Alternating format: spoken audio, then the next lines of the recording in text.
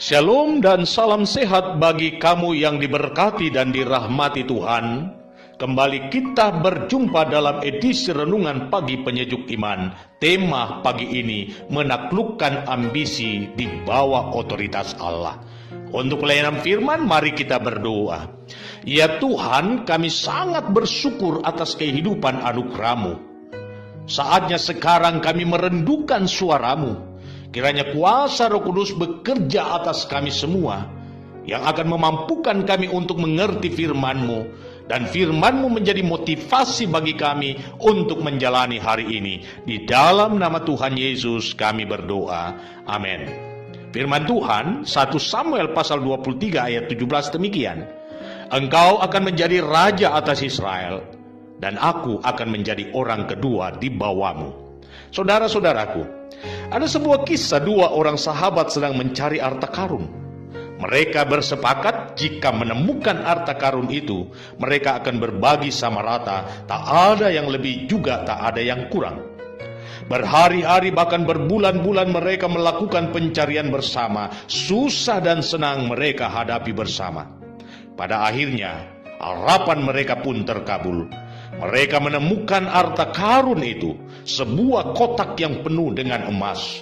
Namun ketika mereka melihat hal itu, maka mulai muncul dalam hati mereka niat untuk menguasai kotak itu.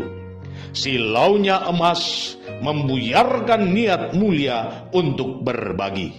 Karena itu, terjadilah perselisihan di antara mereka yang berujung pada perkelahian. Keduanya saling menunjukkan kehebatan untuk merebut harta karun itu, dan pertumpahan darah pun tak terhindarkan. Akhirnya salah seorang memenangkan duel itu, namun karena ia juga terluka, ia pun terkulai dan akhirnya mati. Menang menjadi arang, kalah menjadi debu. Saudara-saudaraku, dalam konteks dunia sekarang ini, ketika persahabatan belum terkontaminasi oleh kepentingan, maka kebersamaan tercipta dengan indahnya. Namun jika kepentingan sudah merasuki kehidupan, maka tidak ada lagi sahabat, yang ada hanyalah musuh.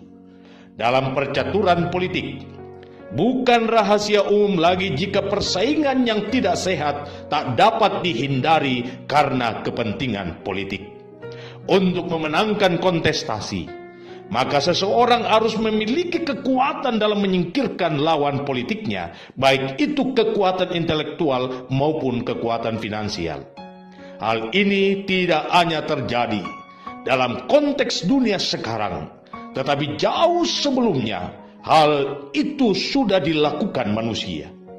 Kita dapat membaca kisah pembantaian yang dilakukan oleh Herodes atas anak-anak Bethlehem usia 2 tahun ke bawah. Itu bersumber dari informasi para Majus bahwa ada seorang raja yang baru dilahirkan dan mereka datang dari jauh untuk menyembahnya. Pun demikian, jauh sebelum kisah Herodes melakukan pembantaian demi mempertahankan kedudukannya, Raja Saul pun melakukan upaya penyingkiran atas Daud yang dipandang sebagai saingan. Saul tahu bahwa Daud telah dipilih oleh Tuhan untuk menggantikan posisinya sebagai raja atas kerajaan Israel Raya. Namun demi ambisi mengamankan posisi dan juga demi tegaknya dinasti keluarga, maka Daud harus disingkirkan. Apa yang dilakukan oleh Saul justru bertolak belakang dengan apa yang dilakukan Yonatan, yang notabene adalah sang pangeran pewaris takhta kerajaan. Keputusan Yonatan untuk bersahabat dengan Daud, bahkan dengan rela menyerahkan posisinya kepada Daud, adalah hal yang tidak lazim. Persahabatan Daud dan Yonatan begitu indah tergambar dalam 1 Samuel pasal 18 ayat 1 dan 4. Ketika Daud habis berbicara dengan Saul, berpadulah jiwa Yonatan dan jiwa Daud, dan Yonatan mengasihi dia seperti jiwanya sendiri.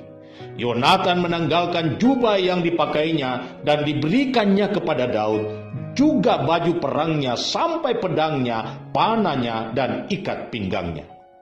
Dan bagian bacaan hari ini sangat jelas menggambarkan sikap Yonatan yang tidak akan mengubah apa yang telah ditentukan Allah atas diri sahabatnya itu. Harusnya Yonatan membantu ayahnya untuk menyingkirkan Daud demi melapangkan jalan baginya menuju takhta, bukan? Namun semua ambisi itu dia kuburkan. Ia lebih mengedepankan kehendak Allah daripada nafsu duniawi.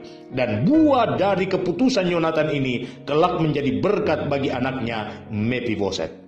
Melalui firman Tuhan hari ini, Anda dan saya mau diajar untuk menaklukkan ambisi dan kehendak diri sendiri di bawah otoritas Allah. Ya, melalui firman ini, Anda dan saya diajak untuk melakukan kehendak Allah jauh melebihi segala-galanya, serta Anda dan saya harus percaya bahwa apapun kehendak Allah atas kehidupan kita jauh lebih baik daripada yang bisa kita pikirkan. Karena itu, saya mau menegaskan hal ini kepada Anda. Taklukkan ambisimu di bawah otoritas Allah, maka Allah sendiri akan bertindak untuk memelihara hidup dan masa depanmu. Selamat memaknai kehidupan imanmu. Tuhan Yesus memberkati.